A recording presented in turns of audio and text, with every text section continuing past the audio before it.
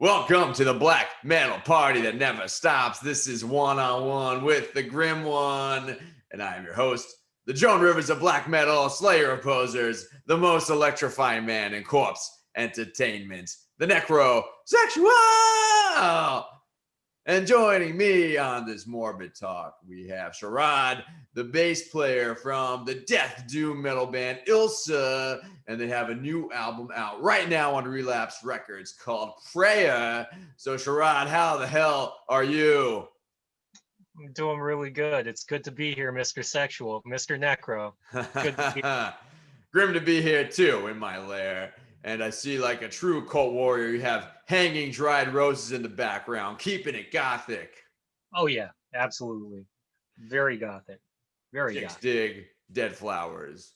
Or dudes too, whatever. Dead flowers, totally dead, a little bit sexy, but always thoughtful. So let's get right to it, Sharad. You have this crushing new album out. I listened to it before we spoke, and it is heavy. How was the recording process like for Prayer? Well, it was pretty intense. We did that back in March. That was right when we didn't know that the world was ending. We didn't know about COVID. I was working my day job, and my day job just kind of conked out that week. We went into the studio, and that week I got some bad news about my family. My mom gave up on chemo. And so it was just like a really intense time. We recorded that stuff, got to spend a great week at Developing Nations with Kevin up there. The people who, my buddies at Old Town Luthery, Jamie over at Old Town Luthery helped me out a lot with my bass, getting my bass set up and getting everything to play just right, which was great because, like I said, it was just an intense time for all of us. So yeah, it all comes out, I think, in what we played. When it rains, it pours, and sometimes that happens in life. But from that adversity, sometimes from all that pressure, you get a diamond. And I think that is certainly appropriate to say for your new album. It's dripping with doom, a very palpable sense of dread and destruction, and it's heavy. So all you headbangers are in for a treat. And there is a bit of a true crime inspiration behind the lyrics of this album. Can you elaborate on that?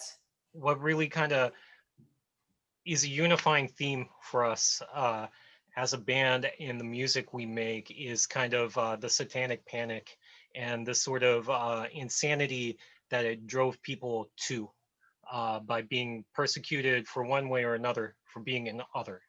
And so that's kind of a big part of what we're speaking to is kind of that frustration and that desperation that we all get pushed to by the powers that be that want us to conform, and what that can drive us to, and the tragedies that can precipitate. That's a big part of it. That's what for me, that's kind of a big part of it. And I was reading that this album, lyrically, there was also a lot based on Shawn Sellers, who was the youngest person to be executed as a minor in 1999, 2000-ish. Right. Well, I mean, of course, the sample with Shawn, and we've talked about between us in the band, we've talked about Shawn Sellers a lot. That definitely is one of the themes. There are certain songs in there that are more about the hypocrisy of religion, and kind of like prayer itself is to me that's a big about hypocrisy, religious hypocrisy. And then there's songs like Shibboleth that are more about how much we don't stand fascism, how much we see that tie between those, and so all of those mixed together It's all a holistic picture of religious oppression, systemic oppression, and that's kind of what we've always been screaming about. That's definitely what comes out for me in our music.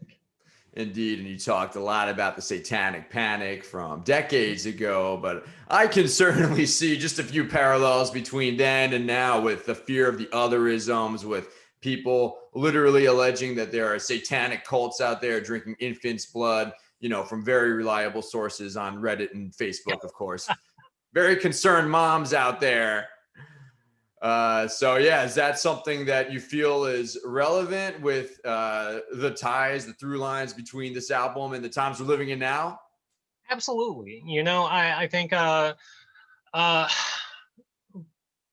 sort of fear, it comes through always. That's a kind of something that we'll always be living with. There are always people who will not know something and be afraid of it, and it gets. I always felt like it was the most real at that point in time when I was, and then I look back on it and be like, oh, we were fools back then, So as a child during the Satanic Panic, that stuff seemed very real. The hysteria surrounding that seemed very real, and we can look back on that history of that time and see like, oh wow, very tragic things happened because people were afraid.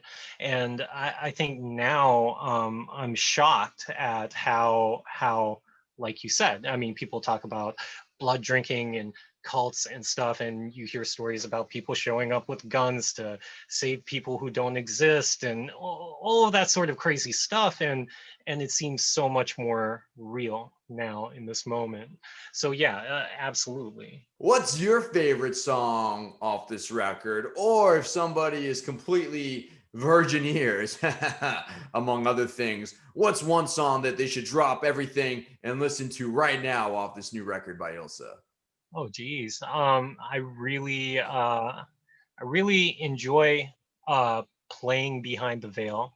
I really enjoy performing that. I think like probably the most fun for me to look back on and listen to is Widdershins. It's the first song on the second side.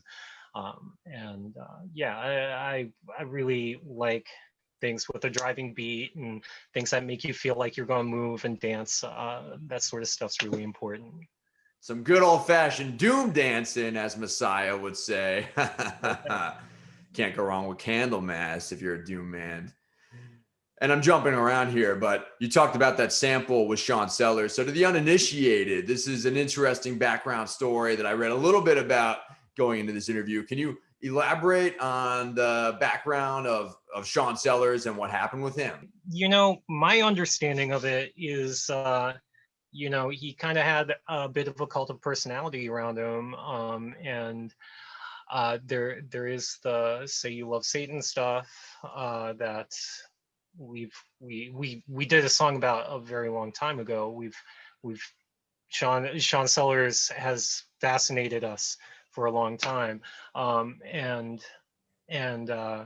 there the having to when he takes his friend, he ties him up and forces him to blaspheme before he kills him is very, very brutal stuff.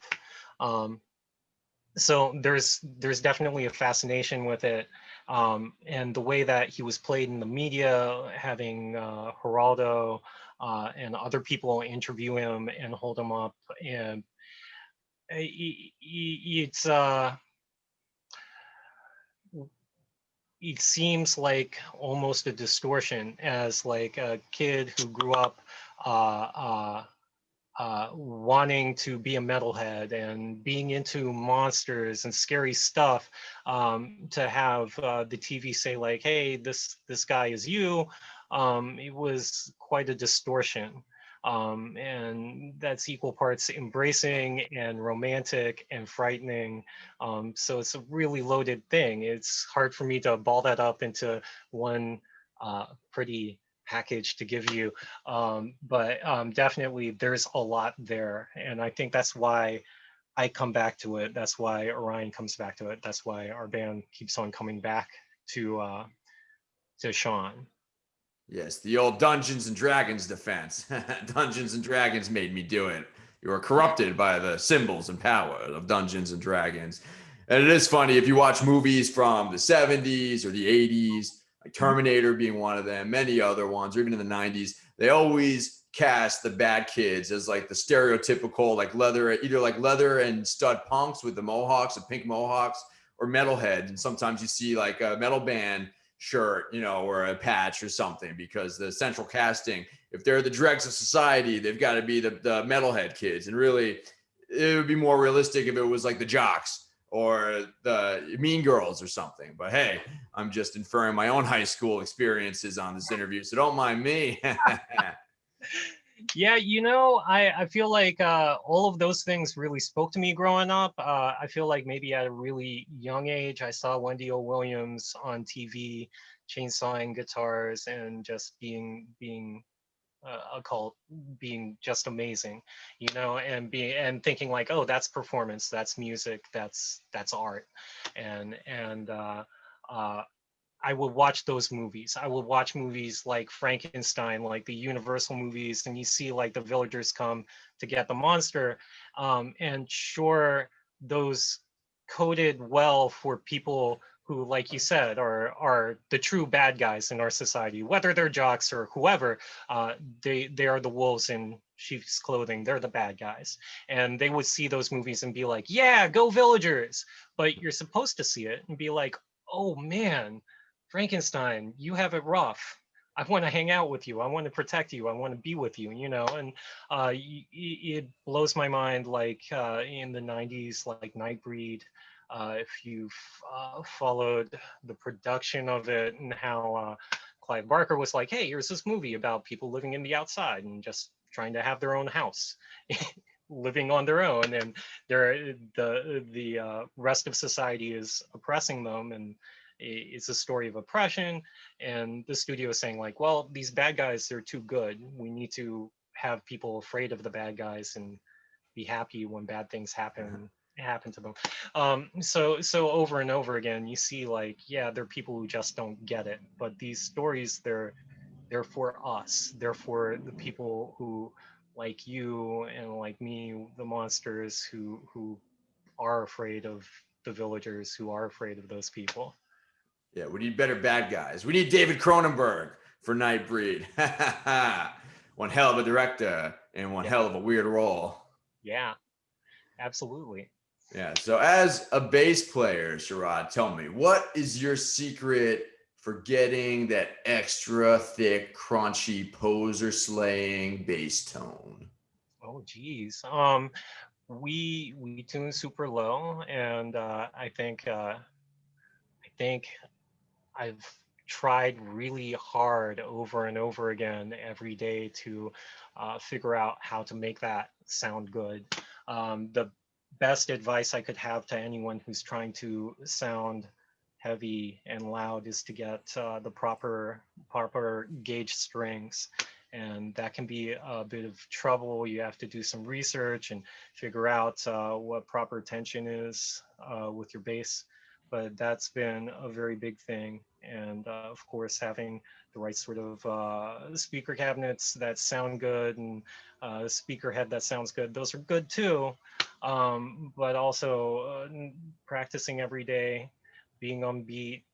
I found like when I'm not a bozo and I'm on rhythm, and I kind of lose myself to the rhythm, then the music can kind of flow. That's probably the best. Yes, lose yourself in the rhythm and Yeah. also practice and being on beat. Very important stuff if you're a bass player. The basics, Yeah. Well, the for a bonehead like fundamentals. me, that's what I have to concentrate on. Yeah, and rightfully so, baby. And let me know, who is one of your heavy metal heroes on the bass guitar, someone that inspired you? Gosh, it's only like as a kid, I always thought I wanted to be a guitar player, and it wasn't until I started hanging out with ILSA that I started playing bass. And it's like looking back on things, I could be like, oh wow, I guess I listen to a lot of the bass lines, you know, and as much as I want to say like these really crazy bass players that do all sorts of fancy stuff, like listening to real steady bass lines on Judas Priest albums, listening to like someone doing really competent stuff like Joe Bench, like bolt thrower bass lines, stuff like that is really good. I really enjoy listening to Coffins, and I like people who have that like low end presence that gives a rhythm guitars and the higher end somewhere to kind of play in contrast. So that sort of stuff I like. I end up listening to a lot of stuff with counterpoint in it, and wishing I could work that sort of fancy stuff in, but it never works out in heavy music. It's always good to just kind of keep the low heaviness. That album by the Melvins, Houdini, I listened to that a lot, and yeah, that one I feel like is really good for sitting around and picking apart. Like, oh, what does this? Why does this feel so heavy? You know, so maybe that. When they bring the riff back, but slower, right? Yes, as much as I love lead bass style like Cliff Burton, there is something to be said for just some airtight on the point, on the beat, just airtight rhythm bass work. Sometimes the simpler stuff is actually the hardest to play perfectly. And I want to know, this is one-on-one with the Grim One. So each episode, I ask my guest about one album that holds a special place in your heart. So what's yours? Oh, geez. Maybe it's just on my mind with all the monster movie talk and Wendy O. Williams. I guess I'd have to say Maggots by the Plasmatics. I keep on listening to that. I bring out the Plasmatics a lot and listen to them a lot. But that album definitely has a special place in my heart. That was one of the ones that as a kid, I was afraid to listen to, and then I listened to, and then would uh, slyly listen to with my buddies, like, oh wow, I can't believe they're doing this, and the monster movie motif to it, everything about it, the aria, the uh, uh, the overture style to having like here are all the songs and doing the little skits in between. It's beautiful. Indeed. I feel like growing up in the 80s in the height of the Satanic Panic and seeing Wendy Williams sawing a guitar in half on television, that's definitely the stuff that make throbbing heavy metal hard-ons possible. Totally brutal. And of course, you talked about monster movies, and I'm a bit of a film nerd myself. So what's your favorite horror film, Sharad? Oh gee. Lately I've been really floored by I like horror movies that stick to the roof of your mouth. You know, you wake up in the morning, you're like, what happened? Why? So you know, like the first time I saw The French Martyrs, even now I think back to that experience of watching it the first time and the way it made me feel. And it was just something else. I really liked the Ari Aster movies, Hereditary and Midsummer. I could sit there and watch those a lot. The horror of realizing that you've screwed up your relationships with your family and there's no way to go back, or those sort of things. They're really cool, and also I think he has this magical sensibility that's really on point. I feel like they're like magic spells. Cinematic magic, and indeed, Hereditary is horrifying, harrowing. I love it, but it is a trip, definitely a bad trip of a film, as is Midsummer. But I mean, compared to Hereditary, Midsummer looks like The Sound of Music, you know, in comparison. Yeah, I think Midsummer is really subtle. It's like I deal a lot with enmeshment trauma and dealing with that. I feel like Midsummer is really about addressing that sort of stuff, peer pressure, why you agree to do things that you would never really want to do. And for certain people, myself included, that's really horrifying to find yourself in a situation where you're like, I never really wanted this. And this is something I really would never agree to, but here I am doing it. Okay. And I feel like to me, that really hit on the nose. Just watching that, I was like, oh, yeah, I gotta go.